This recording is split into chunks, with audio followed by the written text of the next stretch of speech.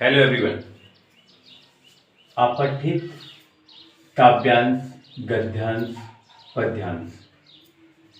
सबसे पहले ये ज्ञात कर लेते हैं कि अपठित गद्यांश, पद्यांश, काव्यांश, गद्यांश, पद्यांश क्या है।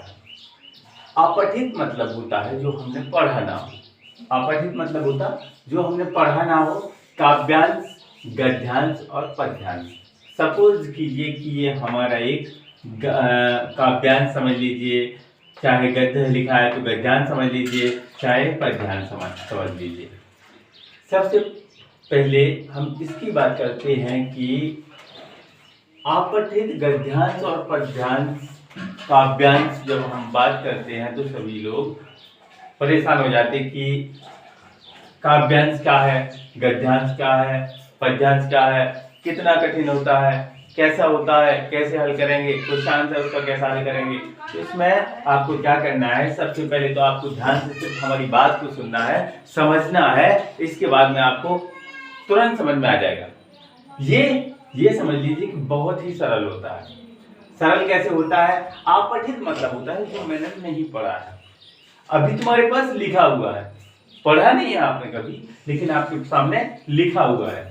काव्यांश कोई कविता अंतर्गत, गद्यांश कोई कहानी या पद्यांश कोई किसी विषय में बात कर रहे हैं तो वो आपके सामने लिखी हुई है। उसमें घबराने की बिल्कुल बात नहीं है, बिल्कुल सरल और सिंपल है।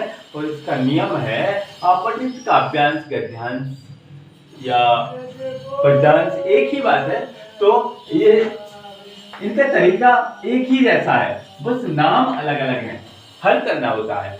कोई भी टॉपिक लिखा हुआ है उसको हमें अच्छी तरह से पढ़ना है, उसको अच्छी तरह से हमें पढ़ना है 2-3 बार हम उसको पढ़ेंगे तो उसके विषय में हम जानेंगे कि ये किस विषय में बात कर रहे हैं। इसके बाद में उसके क्वेश्चन आंसर होते हैं। उसका क्वेश्चन होता है कि कोई भी क्वेश्चन उसका उसी जो आपने पढ़ा है उसी में से कोई क्वेश्चन बना के देंगे, फिर उसी में से आपको उसका आंसर देना है। मतलब एक टॉपिक में पूरा सब कुछ सारा लिखा होता है और उसी में से आपको क्वेश्चन पढ़ना हो, पहले उसको पढ़ना होता है अच्छी तरह से समझ के। 2-3 बार जैसे ही समझ के पढ़ लेंगे आप तो आपको उस क्वेश्चन का आंसर उसी में मिल जाएगा।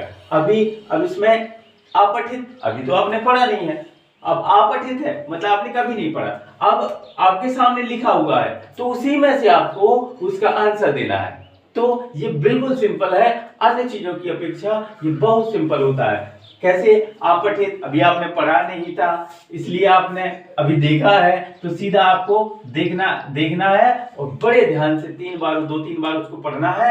चाहे वो काव्यांश हो, चाहे वो गद्यांश हो, चाहे वो पद्यांश हो, कुछ भी हो। जैसे यहाँ पे लिखा हुआ पराधीन सपने सुख नाही, पराधीन सपने सुख नहीं। तो पराधीन मतलब दूसरों की अधीन, सपने में भी सुख नहीं होता। दूसरे के आश्रित कभी सुख नहीं होता, सपने में भी नहीं।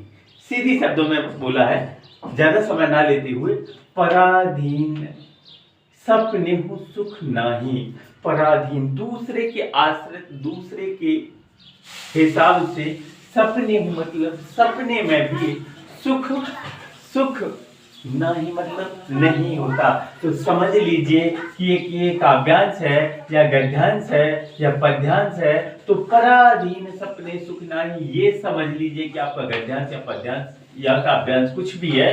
तो इसको ध्यान से आप एक बार पढ़ेंगे। मैंने सिर्फ समझाया है एक छोटे से रूप में, छोटा वीडियो करने के लिए एक छोटे से रूप में कि ये आपका लिखा हुआ है, समझ लीजिए पूरा गद्यांश लिखा हुआ है। इसको ध्यान से समझिए, इसका अनुवाद आपको पता चलेगा, इसका अर्थ पता चलेगा। उस अर्थ के अनुसार अभी यहाँ पे क्वेश्चन में दिया जाए कि किसके अधीन में सुख नहीं होता, तो आप स्पष्ट कर देंगे। यहाँ पे लिखा है पराधीन सपने सुख नहीं, तो यहाँ पे आप उत्तर में लिख देंगे पराधीन सपने सुख नहीं।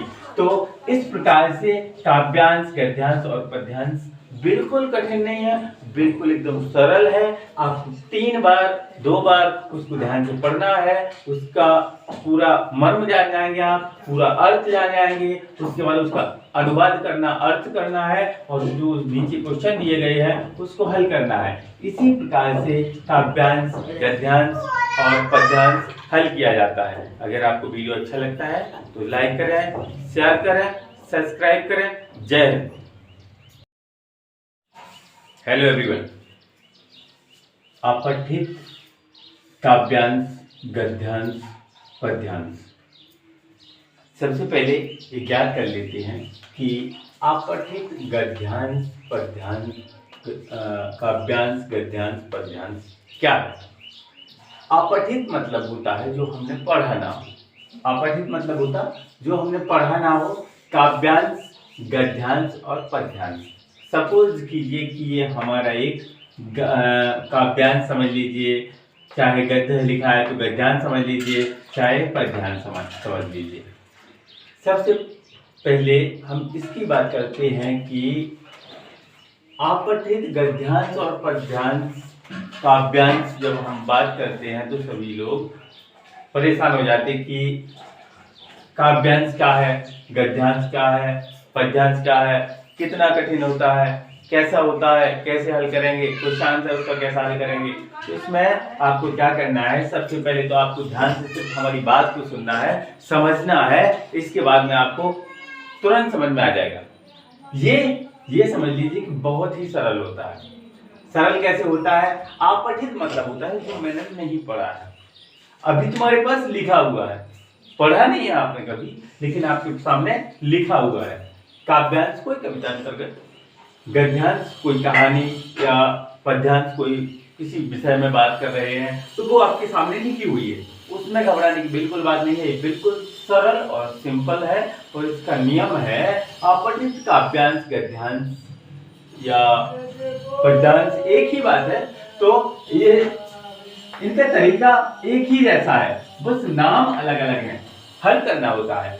कोई भी टॉपिक लिखा हुआ है उसको हमें अच्छी तरह से पढ़ना है, उसको अच्छी तरह से हमें पढ़ना है 2-3 बार हम उसको पढ़ेंगे तो उसके विषय में हम जानेंगे कि ये किस विषय में बात कर रहे हैं। इसके बाद में उसके क्वेश्चन आंसर होते हैं। उसका क्वेश्चन होता है कि कोई भी क्वेश्चन उसका उसी जो आपने पढ़ा है उसी में से कोई क्वेश्चन बना के देंगे, फिर उसी में से आपको उसका आंसर देना है। मतलब एक टॉपिक में पूरा सब कुछ सारा लिखा होता है और उसी में से आपको क्वेश्चन पढ़ना हो, पहले उसको पढ़ना होता है अच्छी तरह से समझ के। 2-3 बार जैसे ही समझ के पढ़ लेंगे आप तो आपको उस क्वेश्चन का आंसर उसी में मिल जाएगा। अब इसमें अपठित, अभी तो आपने पढ़ा नहीं है, अब अपठित है मतलब आपने कभी नहीं पढ़ा, अब आपके सामने लिखा हुआ है तो उसी में से आपको उसका आंसर देना है। तो ये बिल्कुल सिंपल है, अन्य चीजों की अपेक्षा ये बहुत सिंपल होता है। कैसे? अपठित अभी आपने पढ़ा नहीं था इसलिए आपने अभी देखा है, तो सीधा आपको देखना है और बड़े ध्यान से 2-3 बार उसको पढ़ना है। चाहे वो काव्यांश हो, चाहे वो गद्यांश हो, चाहे वो पद्यांश हो, कुछ भी हो। जैसे यहाँ पे लिखा हुआ पराधीन सपने हूँ सुख नाही, पराधीन सपने हूँ सुख नहीं। तो पराधीन मतलब दूसरों की अधीन, सपने हूं सपने में भी, सुख नहीं होता, दूसरे के आश्रित कभी सुख नहीं होता, सपने में भी नहीं। सीधी शब्दों में बोला है, ज्यादा समय ना लेते हुए, पराधीन सपने हूं सुख नहीं। पराधीन दूसरे के आश्रित, दूसरे के हिसाब से, सपने मतलब सपने में भी सुख नहीं मतलब नहीं होता। तो समझ लीजिए कि ये काव्यांश है या गद्यांश है या पद्यांश है। तो पराधीन सपने सुख नहीं, ये समझ लीजिए कि आपका गद्यांश या पद्यांश या काव्यांश कुछ भी है। तो इसको ध्यान से आप एक बार पढ़ेंगे। मैंने सिर्फ समझाया है एक छोटे से रूप में, छोटा वीडियो करने के लिए एक छोटे से रूप में कि ये आपका लिखा हुआ है, समझ लीजिए पूरा गद्यांश लिखा हुआ है। इसको ध्यान से समझिए, इसका अनुवाद आपको पता चलेगा, इसका अर्थ पता चलेगा। उस अर्थ के अनुसार अभी यहाँ पे क्वेश्चन में दिया जाए कि किसके अधीन में सुख नहीं होता, तो आप स्पष्ट कर देंगे। यहाँ पे लिखा है पराधीन सपने सुख नाही, तो यहाँ पे आप उत्तर में लिख देंगे पराधीन सपने सुख नाही। तो इस प्रकार से काव्यांश, गद्यांश और पद्यांश बिल्कुल कठिन नहीं है, बिल्कुल एकदम सरल है। आप 3 बार 2 बार उसको ध्यान से पढ़ना है, उसका पूरा मर्म जान जाएंगे आप, पूरा अर्थ जान जाएंगे। उसके बाद उसका अनुवाद करना, अर्थ करना है और जो नीचे क्वेश्चन दिए गए हैं उसको हल करना है। इसी प्रकार से काव्यांश, गद्यांश और पद्यांश हल किया जाता है। अगर आपको वीडियो अच्छा लगता है तो लाइक करें, शेयर करें, सब्सक्राइब करें। जय हिंद।